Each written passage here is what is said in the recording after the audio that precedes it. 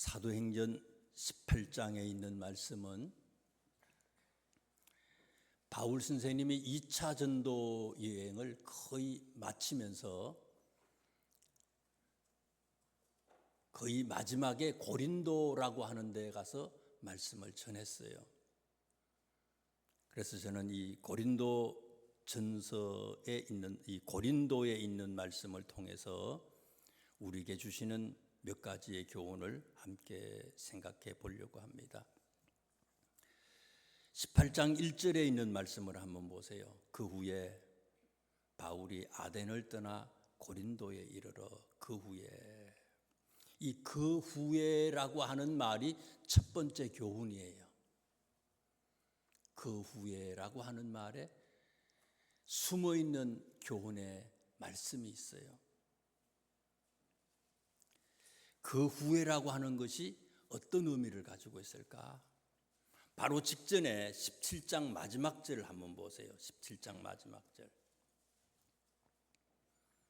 몇 사람이 그를 가까이하여 믿으니, 몇 사람이 그를 가까이하여 믿으니. 몇 사람이라고 이렇게 표현한 것은요, 그 앞에 나오는 말씀들을 쭉 보다 보면요, 좀 비교가 되기도 해요. 이게요, 몇 사람이 많지 않은 사람이라는 거예요. 이게 많지 않은 사람들.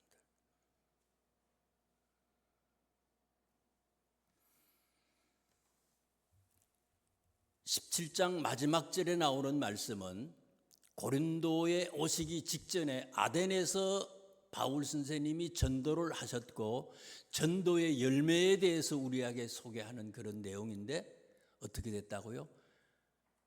몇 사람이, 많은 사람들이 믿지 않았어요. 받아들이지 않았다는 거예요. 17장 12절에 있는 말씀 또 한번 보세요. 17장 12절에요. 그 전장에 17장 12절에 아덴에 가기 직전에 베레아에서의 열매를 소개하는데 17장 12절 말씀에 보면 뭐라고 얘기합니까? 그 중에 믿는 사람이 어떻다고요? 많고, 그 중에 믿는 사람이 많고 또 헬라의 귀부인과 남자가 적지 아니했다. 많은 사람들이 바울의 말씀을 베레아에서 받아들였다는 거예요. 또 17장 4절에도 한번 보세요. 데살로니가에서 어려움도 있고 여러 가지 문제도 있고 박해도 있었지만은 그러나 그곳에서의 열매에 대해서 우리들한테 소개합니다. 17장 4절에 뭐라고 그럽니까? 그 중에 어떤 사람 곧 경건한 헬라인의 큰 무리와 적지 않은 귀부인도 많다는 거지. 이게요, 많은 사람들이 예수님을 믿었는데 바울 선생님이 고린도로 오시기 바로 직전에 아덴에서 복음을 전했더니 아이고 이게 뭐야? 몇 사람만 예수님을 믿었다는 거예요. 몇 사람만 예수 믿었어요. 심리학자 중에 마틴 셀리그만이라고 하는 분이 무력감에 대해서 얘기를 했어요. 무력감은 학습으로 이루어진 감정이다. 무력감이라고 하는 것은 학습으로 이루어진 감정이다. 예를 들면 이런 겁니다. 벼룩이가요, 점프를 하는데, 높이뛰기를 하는데 60cm를 뛴다는 거예요. 많이 뛸 때 60cm. 대단하죠? 60cm를 뛴다는 거예요. 벼룩이 높이뛰기 60cm 뛴다는 거는요, 자기 키에 8,000배를 뛰는 거래요.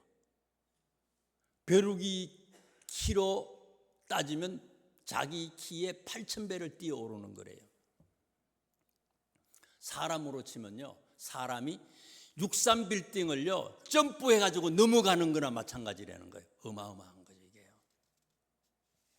그런데 이 벼룩을 유리 상자 안에다가 집어넣고요, 거기 위에다가 이제 유리로 뚜껑을 딱 덮어놔요. 그럼 이놈이 펄떡 뛰잖아요. 60cm 뛰는 여기서 이제 한 30cm 정도 높이의 유리 뚜껑을 이렇게 올려놓으면요 펄떡 뛰다가 위에 부딪히잖아요. 떨어지고 몇 번을 펄떡 뛰다가는 부딪히면은요, 이거 늘어나도요, 그 위에 있는 뚜껑을 열어놔도요 30cm 이상 안 뛴다는 거예요. 이놈이요. 학습을 통해서 무력감을 느끼고 자신의 최고치의 능력을 이 벼룩이 착각을 한다는 거예요. 마찬가지로 사람도 몇 번의 거절을 당하고 실패의 경험이 쌓이면 무력감이 생기고 인생을 포기하려고 하는 그런 성향이 있다는 거예요. 오늘 본문 주보에 나오는 본문의 제목이 뭔지 한번 보세요. 제목이 뭡니까? 설교 제목이 고린도에서도 전도. 고린도에서 전도가 아니고요, 뭐라 그랬어요? 고린도에서도 전도. 어떤 신학자들이, 많은 사람들이 실패했대. 바울한테 죽으라고 복음을 전했는데 몇 사람밖에 교회에 나오질 않아. 그런데도 바울 선생님이 전도하는 걸 멈춘 게 아니고 또다시 다른 곳 고린도에도 가셔서 하나님의 말씀을 전했다 이거예요. 또 가셔서. 그래도 그럼에도 불구하고 또 일어나서 복음을 전했다는 거예요.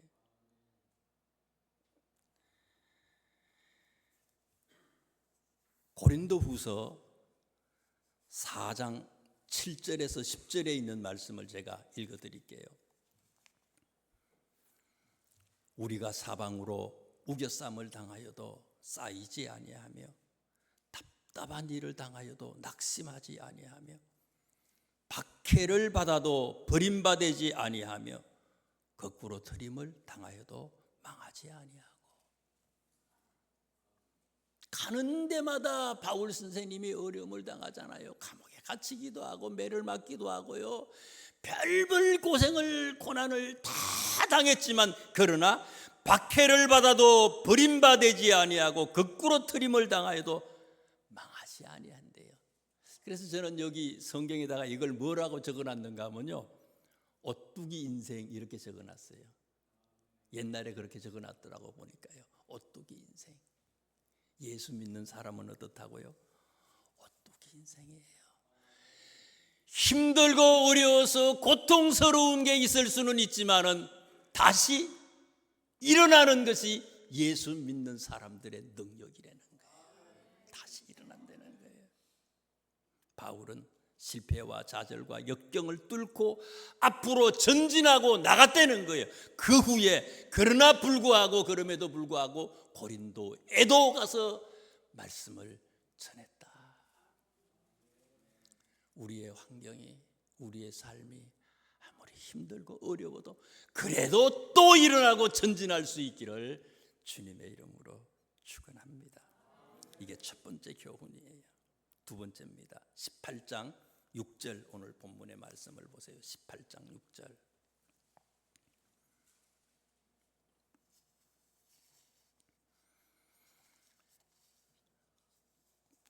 (18장 6절에) 있는 말씀을 보니까요, 그들이 대적하여 비방하거늘. 계속해서 복음을 전하면 유대인들이 그리고 많은 사람들이 대적하고 비방을 해요. 대적이라고 하는 말의 원어 의미를 보니까요, 반대하다, 전투를 위해서 전열을 갖추다 이런 뜻이더라고요. 반대도 하고요, 아주 전쟁을 선포하는 거예요. 이게 거기다가 비방하다, 욕설을 퍼붓는 거예요. 안 들으면 되는데, 안 믿으면 되는데 대적하고 비방을 했어요. 이게 한두 번이 아니잖아요. 1차 전도, 2차 전도, 3차 전도, 로마에 가가지고 복음을 전하고 계속해서 전하지만 계속해서 대적하고 비방하고 박해하잖아요.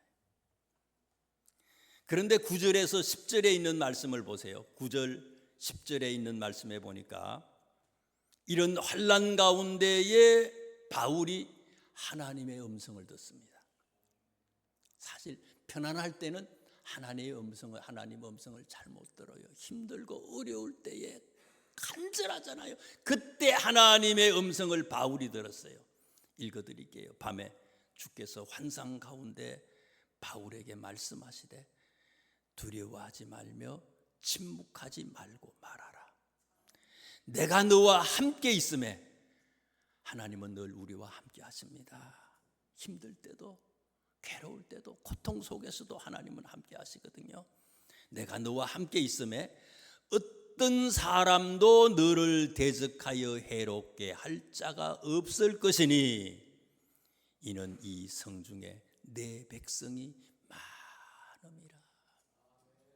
지금 너무 힘들고 너무 어려워. 나밖에 없는 것 같아. 나는 아주 뚝 떨어진 외톨이 같아. 그런데 하나님이 얘기하잖아요. 너만이 아니라 하나님께서 남겨둔, 나를 돕고 하나님의 영광을 위해서 일하는 그런 남겨둔 숨은 일꾼들이 많이 있다는 거예요. 많이 있어요. 오늘날 이 시대를 보세요. 소돔 고모라 같은 그런 시대 아닙니까? 바울 선생님이 복음을 전했던 그 시대의 모습과 비슷하지 않아요? 저는 이 말씀을 읽으면서요, 내가 너와 함께 있음에 어떤 사람도 너를 대적하여 해롭게 할 자가 없을 것이니 이는 이 성중에 내 백성이 많습니다. 한번 생각해 보세요. 우리가요, 혹시 우리는 여기 성경에서 말하고 있는 하나님의 백성, 많은 남겨둔 숨겨둔 하나님의 백성에 속한 자일까? 한번 생각해 보세요. 나는 어떤 자일까? 하나님께서는 환난 중에도 역경 중에도 핍박 중에도 숨겨놓은 준비된 많은 일꾼들을 이 땅에 남겨두셨다고 그랬는데 그 남겨둔 일꾼 속에 우리가 포함될 수 있는 그런 사람일까?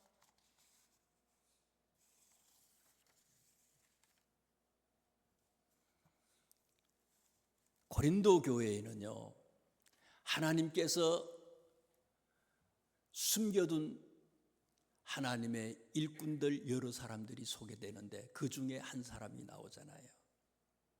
2절, 3절, 4절 유명한 사람 아닙니까? 어떤 분이에요?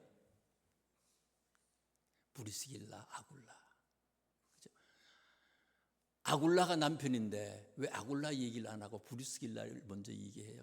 뭐 우리는 아는 얘기니까. 그럴 정도예요. 아굴라와 브리스길라, 브리스길라와 아굴라. 2절에 있는 말씀에 보면요, 이 아굴라와 브리스길라에 대해서 얘기하면서 원래 어디에 살았대요? 이 사람의 고향은 본도네요. 본도. 흑해 있는 부근에 살아요. 특히 북동쪽이 그 본도라고 하는 곳인데 거기가 고향이고요. 어디에 살았는가 하면 로마에 살았다는 거예요. 이탈리아에 살았어요. 원래는 이탈리아에 살았는데 글라우디오라고 하는 황제 때에 이탈리아에서 추방을 당했어요. AD 49년에 유대인들이 자꾸 이 이탈리아 로마에서 문제를 일으키니까 글라우디오 황제가 유대인들을 추방을 했어요. 49년에, AD 49년에. 그래서 쫓겨서 어디로 나왔는가 하면 고린도에 와서 정착하고 살았어요. 이분들이. 3절에 있는 말씀을 보세요. 생업이 같음으로, 바울 선생님과 비슷한 그런 기술을 가지고 있대요. 생업이 같음으로 함께 살며 이 일을 하니 그 생업은 천막을 만드는 것이다. 이분들이 고린도에 와서 정착한 것은 AD 한 49년 정도 돼요. 바울 선생님이 이 고린도에 가신 연도는요, AD 한 50년 내지 51년 정도가 됩니다. 그러면 이분들이 로마에서 쫓겨와서 추방당해서 이 고린도에 와가지고 아직 이분들 아굴라 프리스길라도 정착을 제대로 하지 못했을 때예요. 한 1년 좀 지나가지고 겨우 이제 뭐 하려고 하고 뭐 이 일을 하는데 누구를 만났다고요? 바울 선생님을 만났어요. 그랬더니 이 바울 선생님과 함께 살았대요. 자기 집에 초청해서요. 바울이 생활할 수 있도록 거처를 마련해주고, 또 돈이 필요하잖아요. 경제적으로 뭐가 있어야 되잖아요. 그러니까 경제적으로 일을 할 수 있도록 그런 일거리를 이 사람들이 만들어줬다는 거예요. 복음도 전하지만. 거기다가 18장 뒤에 있는 말씀을 한번 보세요. 18절인가요? 18절이네요. 18장 18절 말씀 보세요. 바울은 더 여러 날 머물다가 형제들과 작별하고 배 타고 수리아로 떠날 새 누구하고 함께 가요? 브리스길라와 아굴라도 함께 하더라. 성경이 그래요. 원래 우리 남편이 왜 저렇게 믿음이 안 올라가고 제대로 안 믿고 믿은 지 10년이 됐는데도 믿음이 자라질 않아. 남자들이 원래 그래요. 여기 보니까 여기 18장 2절 3절에는 아굴라라고 하는 남편 이름이 먼저 나오는데, 여기에 보니까 18장 18절 말씀해 보니까 누구 이름이 먼저 나와요? 브리스길라 부인의 이름이 먼저 나오잖아요. 부인의 믿음이 확 성장한 거예요. 하나님이 그렇게 만들었어요. 그렇지만은 그 남편도 성장하고 자랄 때가 있어요. 자라면 나보다 더 든든한 뿌리 깊은 나무가 될 수 있어요. 자, 보세요. 바울을 만났어요. 바울이 그곳에서 1년 6개월 동안 말씀을 전했어요. 그랬더니 바울이 떠날 때에 이 아굴라와 브리스길라도 함께 고린도를 떠난 거예요.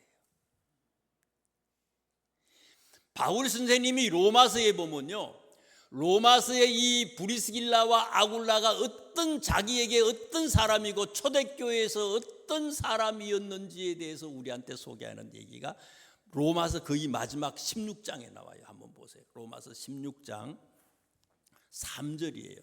로마서 16장 261쪽 정도 됩니다. 신약성 제가 읽어드릴게요. 바울 선생님이 로마에 있는 교회에다가 편지를 쓴 거예요. 바울 선생님이 편지를 썼는데, 지금 이때는 16장을 쓸 때는 3차 전도 여행 말미에 이걸 씁니다.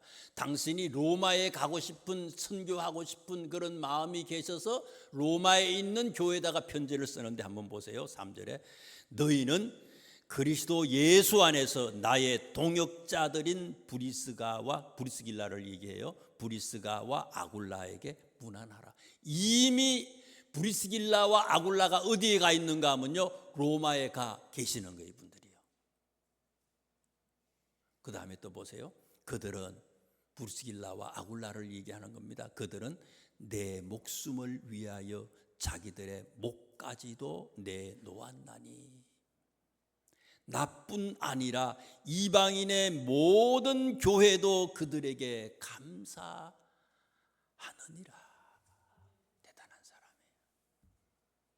바울이 로마의 교회를 개척하고 바울이 앞으로 로마에 가려고 생각을 하고 있으니까 미리 이 브리스길라와 아굴라가 로마에 가가지고 교회를 개척했는데, 이 로마 교회 성도들에게 브리스길라와 아굴라를 소개하는 거예요. 어떤 분이라고? 이분들이요, 자기를 위해서 내 목숨까지 내놓은 사람이래요.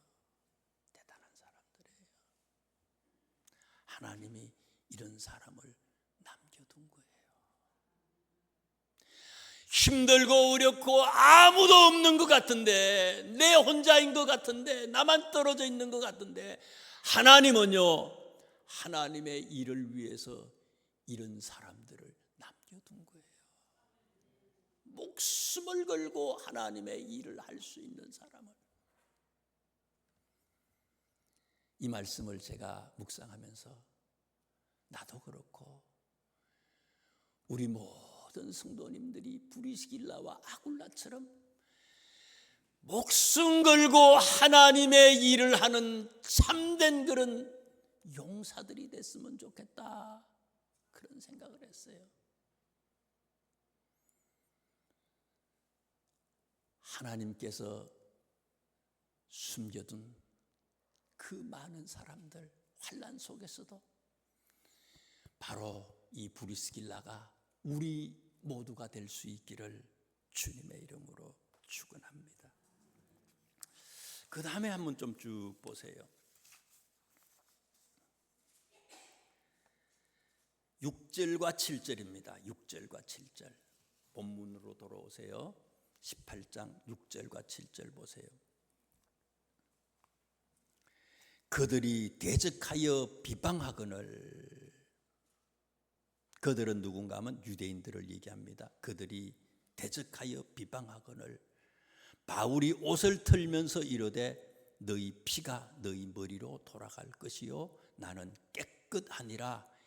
이후에는 이방인에게로 가리라 하고 거기서 옮겨 하나님을 경외하는 디도 유소도라 하는 사람의 집에 들어가니 그 집은 회당 옆이라. 거기서 옮겨 회당 옆에다가 교회를 개척했어요. 거기는 어디입니까? 유대인의 회당을 얘기하는 거예요. 17장 2절 말씀에 보면요, 바울의 선교 전략 중에 하나가 뭔가 하면요, 17장 2절에 보면 바울이 자기의 관례대로 그들에게 들어갔다 그랬어요. 이거 뭔가 하면은 바울은 어떤 도시에 가든지 제일 첫 번째 가서 복음을 전할 때 어디로 들어갔는가 하면요, 유대인의 회당에 들어가서 복음을 전했어요. 언제나 그랬어요. 영적인 루틴이에요, 이게. 왜 그랬어요? 사도행전 1장 8절에 예수님이 말씀하셨잖아요. 성령이 너희에게 임하시면 권능을 받고 어디로 가라고요? 예루살렘과 온 유대와 사마리아와 그리고는 땅끝까지 아니에요. 땅끝, 이방인에게 복음을 전하기 전에 먼저 유대 사람들에게 복음을 전하라고 하는 게 하나님의 뜻이었어요. 그래서 그는 어디를 가든지 유대인의 회당에 들어가 가지고 하나님의 말씀을 유대인들에게 먼저 복음을 전했어요. 그런데 결과적으로 어떻습니까? 가는 곳마다 바울 선생님을 핍박하고 박해하고 힘들고 했던 사람들이 누구예요? 로마 사람들이 아니라 사실은 유대인들이에요. 회당에서 복음을 들었던 많은 사람들이 믿기도 했지만 복음을 듣고 반대하는, 비방하는, 대적하는 사람들이 많이 일어났어요. 그래서 바울 선생님이 어떻게 했다고요? 거기서 회당에서 옮겨서 회당 옆에 있는 디도 유소도라고 하는 사람의 집을 빌려서 거기를 교회로 삼고 1년 6개월 동안 하나님의 말씀을 전했다는 거예요. 6절에 있는 말씀에 보니까 바울이 뭐라고 얘기했어요? 이후에는 이방인에게로 가리라. 이제 유대인들한테 가가지고 복음을 안 전한다는 거예요. 이제 회당에 안 들어가겠다는 거예요.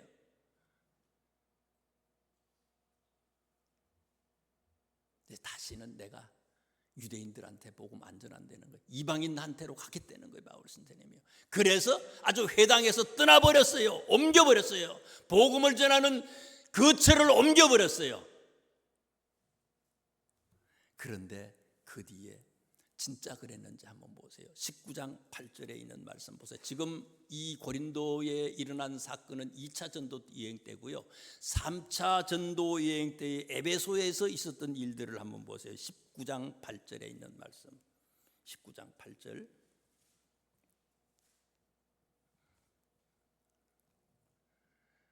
(19장 8절에) 보니까 바울이 어디에 들어갔어요? 회당에 들어가 석 달 동안 담대히 하나님 나라에 관하여 강론하며 권면하되. 안 간다 그랬는데 어떻게 했어요? 또 갔어. 자, 이게 부모의 마음 아닙니까? 아이들이 뭘 잘못해 그러면 엄마 아버지가 뭐라 그래요? 이놈아, 때리지도 않으면서 막 이놈아 이러잖아요, 그죠? 그리고는 한 번만 이거예요. 속상하지만은요, 안 간다 그래고로 또 들어가. 또 들어갔는데 19장에 있는 말씀에 보면요, 3달 동안 하나님의 말씀을 전했는데 또 들어가서 말을 전했는데 19장 9절 말씀에 보니까 그 사람들이 여전히 똑같아. 마음이 굳어 순종하지 않고 무리 앞에서 이도를 비방을 했다. 그랬더니 바울이 어떻게 했어요? 바울이 그들을 또 떠났어. 바울 선생님이 이 유대인들에게 또 떠나 제자들을 따로 세우고 두란노, 19장 9절입니다. 두란노 서원에서 날마다 강론했다. 2년 동안.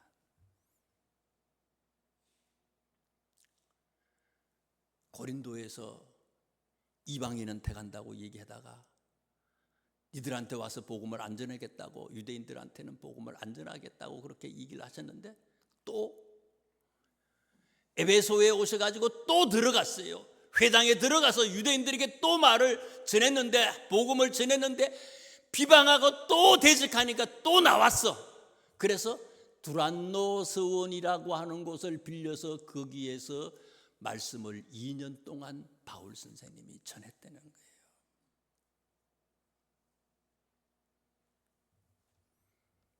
성경 찾는 앱이 있으면요, 한번 찾아보세요. 지난번 사실은 이거 어느 정도는 수요일에도 말씀을 드린 게 있었거든요. 성경 앱을 찾아서요, 회당이라고 이렇게 찾아가지고 이렇게 검색을 딱 해보면요, 사도행전 19장 오늘 성경에 나오는 8절인가요?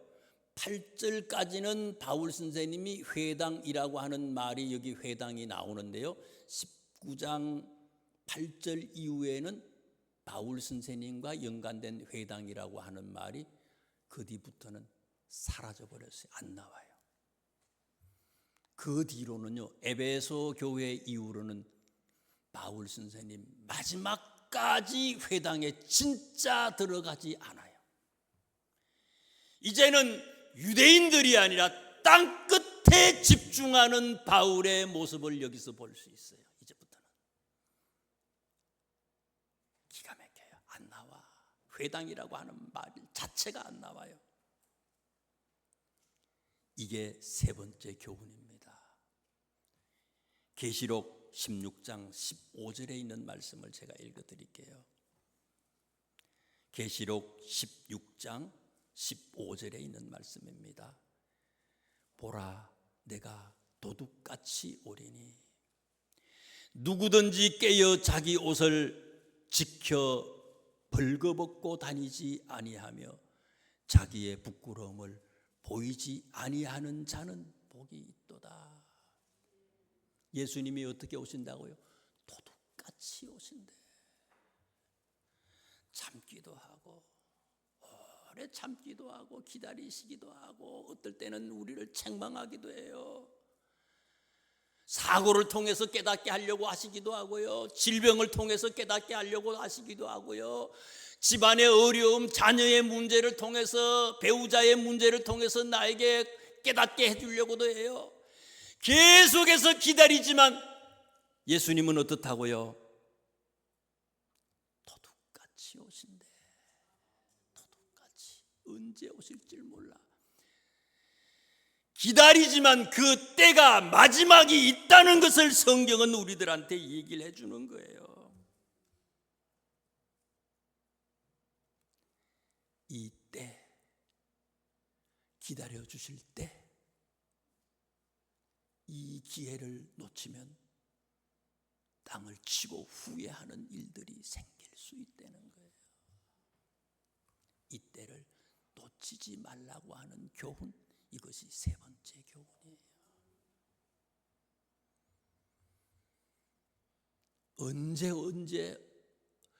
언제 어떻게 오시든지 준비되어 있는 하나님의 백성으로 주 예수여 어서 오시옵소서 마라나타를 외치는 우리 모두가 되시기를 주님의 이름으로 축원합니다. 기도하겠습니다. 하나님,